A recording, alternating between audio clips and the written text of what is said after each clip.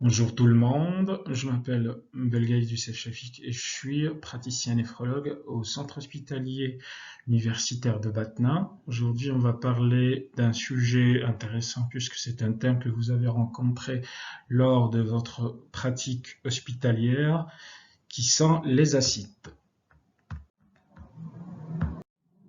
Comme plan du cours, on va aborder d'abord c'est quoi une acide, ensuite la physiopathologie avec les principaux mécanismes à l'origine de cet acide, l'étude cellulologique des acides avec les deux entités qui sont l'acide libre la plus souvent rencontré et les acides cloisonnés. Ensuite, le diagnostic différentiel et enfin les principales causes des acides. Le péritoine, comme vous voyez sur la photo, est constitué de deux feuillets, un feuillet pariétal et un feuillet viscéral, qui forment une cavité virtuellement libre. Normalement, elle ne devrait pas avoir de contenu liquidien à l'intérieur. L'acide est défini par un épanchement liquidien dans cette cavité. Ce liquide est habituellement jaune citrin, mais il peut être de couleur verte, voire verdâtre, par la présence de la bile en cas d'ictère. Certains cas, il peut être rouge par la présence du sang, mais qui ne coagule pas. Donc, c'est du sang mêlé à un liquide séro-hématique qu'on appelle une acide séro-hémorragique. Ou enfin, un aspect laiteux ou crémeux. Dans ce cas, on va l'appeler l'acide chileuse. Alors, l'hémopéritoine, qui est défini par la présence de sang pur dans la cavité péritoniale et les péritonites purulentes, ne sont pas considérés comme des acides. L'acide est le plus souvent libre dans la cavité péritoniale, mais elle peut être dans certaines situations cloisonnée, due à la présence d'adhérence entre les deux feuillets pariétal et viscéral qui forment des logettes à l'intérieur des séreuses. La physiopathologie de cet acide répond à deux grands mécanismes. Le premier, c'est l'acide d'origine inflammatoire qui est dû à une irritation du péritoine, qui se voit dans deux principales situations, qui est la tuberculose péritoniale ou la carcinose péritoniale. L'acide d'origine mécanique qui est essentiellement dû à une rétention hydrique et dans certaines situations une hypertension portale. C'est le cas des cirrhoses hépatiques, du syndrome néphritique aigu avec une rétention de l'eau et du sel, l'insuffisance cardiaque globale, l'insuffisance cardiaque droite et, dans certaines situations, la péricardite constrictive. On arrive à l'étude sémiologique des acides. On commence par l'acide libre, où on distingue, en fonction de son abondance, des acides de grande abondance, de moyenne et de faible abondance. On prend comme type de description l'acide de moyenne abondance, dont les signes fonctionnels sont discrets, consiste en une augmentation du volume de son abdomen, avec sensation de tiraillement au niveau des flancs. Le patient se sent obligé au fur et à mesure de desserrer sa ceinture ou de changer ses vêtements, vu l'importance de l'augmentation du volume de l'abdomen, et parfois il décrit des douleurs lombaires. Alors, l'examen clinique va permettre de connaître l'acide. Alors, étape par étape, on commence par l'inspection. Comme on voit sur la photo, un abdomen qui est augmenté de volume, qui à l'état en position debout peut réaliser un aspect, ce qu'on appelle ventre en besace, avec un abdomen distendu, saillant, une peau lisse et luisante. Et sur la photo, on voit une circulation veineuse collatérale abdominale avec les différents points de ponction de cet acide. En position couché, il réalise un aspect de ventre de batracien. La percussion retrouve une matité sous-ombilicale qui est franche, hydrique et déclive, qui siège dans les flancs de l'hypogastre, qui a une limite supérieure concave vers le haut, et qui est mobile avec le changement des positions du malade. D'abord, on l'examine en décubitus dorsal, ensuite on demande qu'il change de position, il passe en décubitus latéral et on continue à réaliser cette percussion. On voit qu'il y a cet aspect déclive de la cite. Donc, la percussion permet aussi de déterminer les limites de la matité d'un flanc, comme j'ai dit, d'abord en décubitus dorsal, puis en décubitus latéral. À la palpation, on sent une résistance qui est souple, élastique et surtout dans la région déclive. Cette palpation permet aussi de voir les organes sous-jacents qui est le plus souvent difficile, du fait de l'importance de l'épanchement liquidien, qui réalise une interposition entre ces organes et la main de l'examinateur. Cependant, la rate et le foie, qui sont hypertrophiés, peuvent donner ce qu'on appelle le signe du glaçon.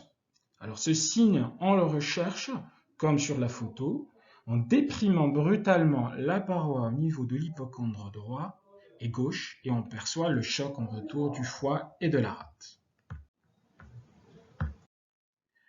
La palpation combinée à la percussion permet d'obtenir ce qu'on appelle le signe du flot, ou comme on voit sur la photo, le malade qui est en décubitus dorsal, la main gauche de l'examinateur est posée à plat sur le flanc droit du patient, et de la main droite, l'examinateur donne une chic note sur le flanc gauche du patient. La main d'un aide est placée par son bord cubital sur la ligne médiane de l'abdomen pour empêcher la transmission de l'onde sonore par la paroi en cas d'acide. Ainsi, l'onde sonore est transmise par le liquide et elle est perçue par la main gauche de l'examinateur. Les touchés pelviens permettent chez la femme de retrouver, dans le cas du toucher vaginal, le refoulement des cul-de-sac vaginaux qui sont bombés et rénitents, un abaissement de l'utérus qui est anormalement mobile, et chez l'homme, le toucher rectal permet de percevoir le cul-de-sac de Douglas qui est refoulé, bombé et rénitant. Donc, on a vu l'acide de moyenne abondance. Dans certaines situations, on peut être confronté à des acides de grande abondance, où les signes fonctionnels sont le plus souvent très bruyants de fait de l'importance de l'épanchement liquidien, avec une dyspnée, des palpitations, une constipation et parfois même une oligurie. L'examen physique retrouve des signes qui sont très évocateurs et évidents. À l'inspection, on trouve un abdomen qui est énorme, plus sur qu'on a vu la photo de tout à l'heure, où l'ombilic est carrément déplissé, retourné, réalisant un aspect en doigt de gant. La peau est tendue à l'extrême, fine, luisante et sillonnée de vergetures. On peut retrouver des œdèmes des membres inférieurs, un œdème des organes génitaux externes, voire des circulations veineuses collatérales, sous-ombilicales et dans les flancs. Alors, ces derniers symptômes sont dus à une compression de la veine cave inférieure par l'acide et qui régresse le plus souvent après l'évacuation de l'acide. La percussion, quant à elle, met en évidence une matité de tout l'abdomen qui est franche et hydrique. Enfin, à la palpation, on sent une résistance extrême. L'examen du foie et de la rate est impossible et dans ce cas, le signe du flot est négatif. Les touchés pelviens retrouvent des cul-de-sac vaginaux et de Douglas qui sont bombés et rénitants. Et dans la plupart des cas, les signes accompagnateurs peuvent être importants, de l'ordre d'une cyanose, des pouls petits rapides et parfois irréguliers, une tension artérielle basse, parfois même des bruits du cœur qui sont assourdis et rapides. Donc, l'acide de grande abondance est une indication par la présence de ces signes d'intolérance à une ponction évacuatrice qui devrait être lente et prudente. Enfin, on arrive à l'acide de petite abondance qui est de diagnostic difficile. L'inspection est en règle normale. La palpation n'apporte pas de renseignements. La percussion, par contre, doit être fine et méticuleuse parce qu'elle permet de mettre en évidence une matité qui est légère, déclive et mobile. On peut avoir une matité des flancs qui apparaît ou s'accentue en décubitus latéral droit ou gauche, ou bien une matité périombilicale qui est retrouvée en position genou pectoral. Les touchés pelviens retrouvent des cul-de-sac qui sont légèrement rénitents et un utérus légèrement bombé chez la femme. Donc le diagnostic est affirmé par la ponction exploratrice. Donc, dans certaines situations, l'acide peut être cloisonné. Elle est responsable d'une sensation d'empattement de l'abdomen qu'on retrouve à la palpation. Quels sont les principaux diagnostics différentiels à ne pas confondre avec une acide? Premier diagnostic différentiel à éliminer est l'adiposité pariétale qu'on voit sur l'image en bas et à gauche. Le deuxième diagnostic à éliminer, c'est le météorisme abdominal avec une distension abdominale importante et par contre la présence d'un tympanisme abdominal diffus qu'on voit sur la photo d'en haut à gauche. Troisième diagnostic à éliminer, c'est le globe vésical qu'on voit sur la photo d'en haut à droite. Et enfin, dans certaines situations, certains kystes ovariens avec une localisation intra-abdominale. Quelles sont les principales causes d'acide? La démarche diagnostique étiologique repose sur l'interrogatoire. Il faut rechercher les habitudes alimentaires du patient. Est-ce qu'il rapporte la notion d'éthylisme chronique et certaines situations, une notion de comptage tubercule? L'examen clinique va permettre bien sûr de rechercher une circulation veineuse collatérale, de chercher la présence d'angiones stellaires et des signes d'insuffisance cardiaque. La ponction d'acide est l'examen clé qui permet d'orienter notre enquête étiologique. Alors, la technique consiste à réaliser avec une aiguille de CUS qu'on voit sur les photos. On pique à l'union du tiers externe et deux tiers internes de la ligne qui joint l'ombilique à l'épine iliaque antérieure supérieure gauche pour éviter de piquer à droite parce qu'on risque de blesser le cécum qui est superficiel.